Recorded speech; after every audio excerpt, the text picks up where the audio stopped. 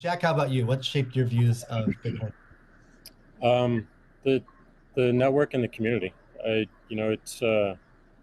It's deeply principled. It's weird as hell.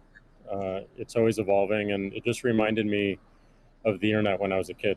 And I encountered alt cypherpunks when I was fairly young, and this was a topic of discussion for years. I didn't touch it until 2008 when we started Square. Um, we Elon and teams at X and PayPal inspired a lot of what we were trying to do, trying to bring in more to a physical world. But we encountered this crazy predatory system that was slow, that was obtuse, and I think one of the things that we tried to do, which X and PayPal also tried to do, is build an abstraction layer around this complication and around this predatory nature that the financial industry can tend to be, and make it work for people.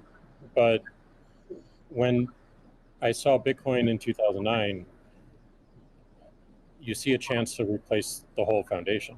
And everything that Elon was talking about in terms of ACH and the credit card networks were built with very different agendas in a very different time frame. And it's crazy that they still exist and Yeah. they have scaled, but they, they just are not relevant to today. And they're certainly not relevant to the future, especially when you consider the entire world and countries like Nigeria or Ghana or India and its interconnection with countries like the United States and Canada and all over Europe.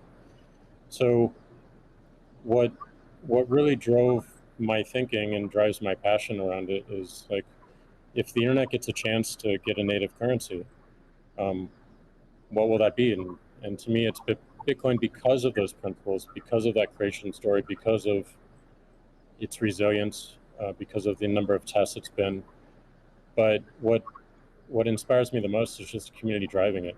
It just reminds me of the early internet. It's the only reason that I have a career, because I learned so much from people like who are building Bitcoin today, and I continue to learn in that sense, and I'm so grateful for it.